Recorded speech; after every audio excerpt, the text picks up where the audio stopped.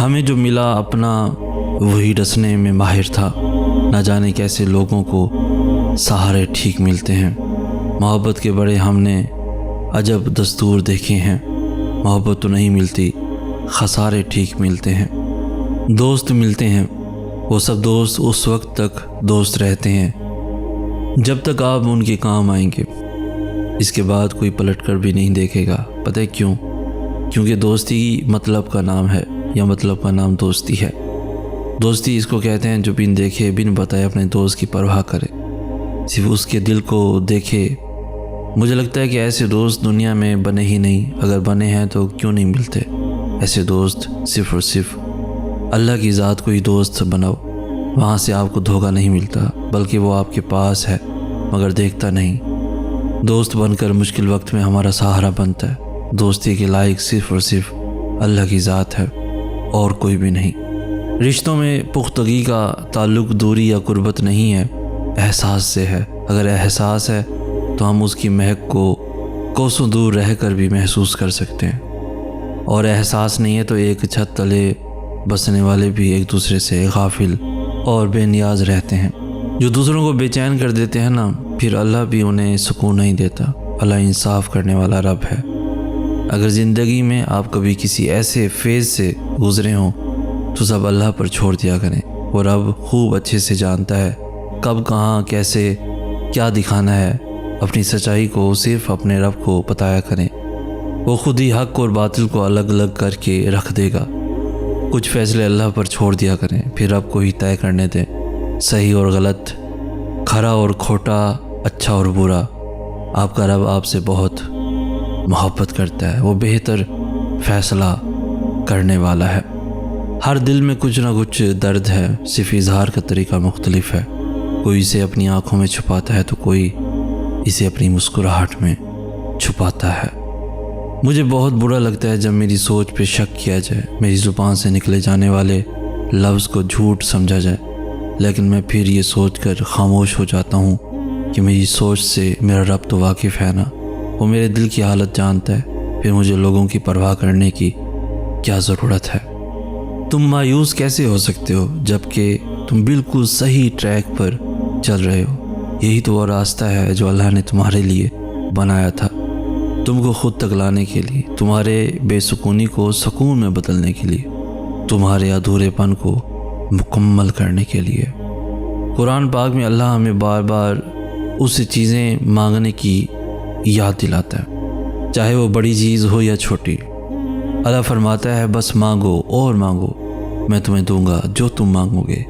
اللہ بہت پسند کرتا ہے جب ہم اس سے کوئی التجا کرتے ہیں، کوئی فرمائش کرتے ہیں، اس سے دعائیں کرتے ہیں، لیکن ہم اکثر اللہ کو بھول جاتے ہیں۔ جب ہم رنگین اور عارضی دنیا میں کھو جاتے ہیں، ہم سمجھتے ہیں کہ اللہ نے یہی فیصلہ ہمارے لیے کیا ہے، ہماری قسمت پہ یہی لکھا ہے، اس لیے اللہ سے کچھ بھی کہنے کا، دعا مانگنے کا کوئی فائدہ نہیں، کیونکہ قسمت میں یہی لکھا ہے۔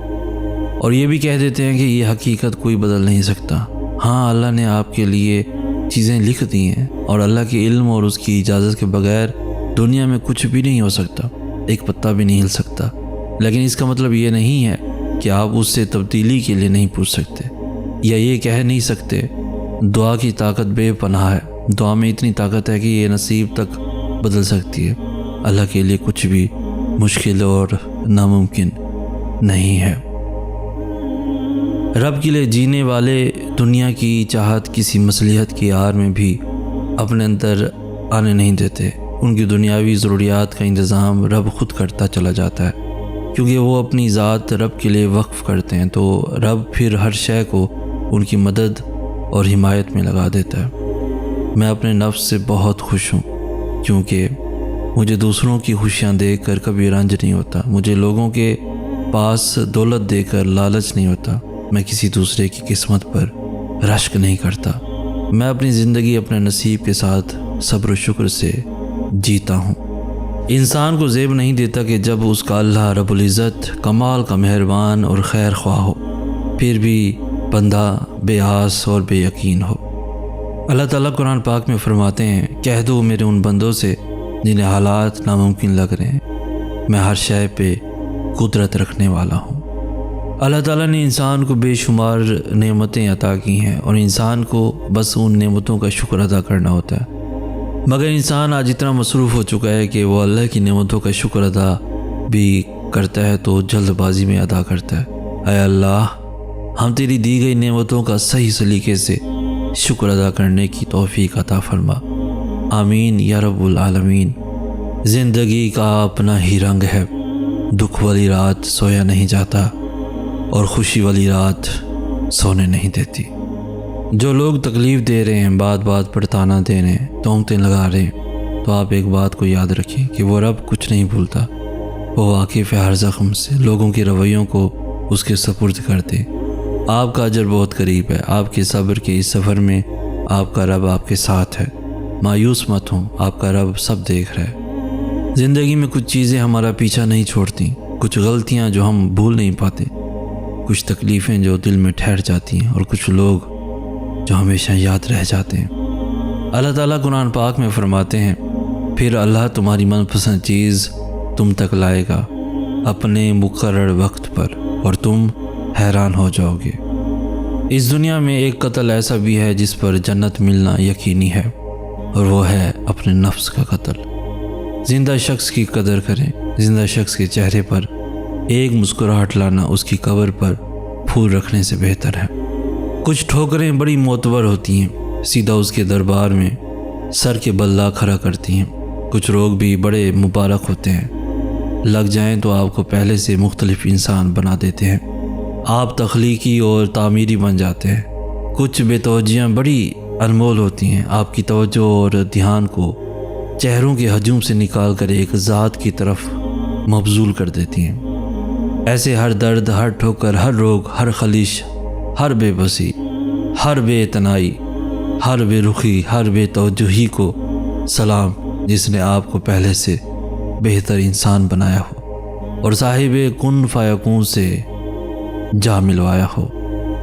یہاں پل پل جلنا پڑتا ہے، ہر رنگ میں ڈھلنا پڑتا ہے، ہر موڑ پہ ٹھوکر لگتی ہے، ہر حال میں چلنا پڑتا ہے، ہر دل کو سمجھنے کی خاطر بس خود سے لڑنا پڑتا ہے، کبھی خود کو کھونا پڑتا ہے، کبھی چھپ کے رونا پڑتا ہے، کبھی نیند نہ آئے پھولوں پہ کانٹوں پہ سونا پڑتا ہے، کبھی مر کے جینا پڑتا ہے، کبھی جی کر مرنا پڑتا ہے۔ جب انسان اچھے لوگوں سے بھی ڈرنے لگے تو سمجھ لیں کسی نے اعتبار نہایت سلیقے سے توڑا ہے۔ زندگی تب سے آسان ہو گئی جب سے میں نے سمجھ لیا کہ لوگ لوگ ہوتے ہیں، لوگوں کو لوگ مل بھی جاتے ہیں، نہ کوئی کسی کا انتظار کرتا ہے، نہ کوئی کسی کے نہ ہونے سے مرتا ہے۔ ویسے بھی لوگوں کی مثال ان پرندوں جیسی ہے جو شجر کو سوکھتا دیکھ کر کہیں اور آشیانہ بنا لیتے ہیں۔ یہ دنیا اللہ کی ہے، لیکن یہ دنیا اللہ والوں کو راس نہیں آتی۔ مگر تم غمگین مت ہونا، دنیا کا ساتھ ہونا اہم نہیں۔ اگر تمہارے پاس اللہ کا دیا قرآن ہے اور اللہ کا ساتھ ہے، اہل قرآن ہی در حقیقت اصل فلاح کے حقدار ہیں۔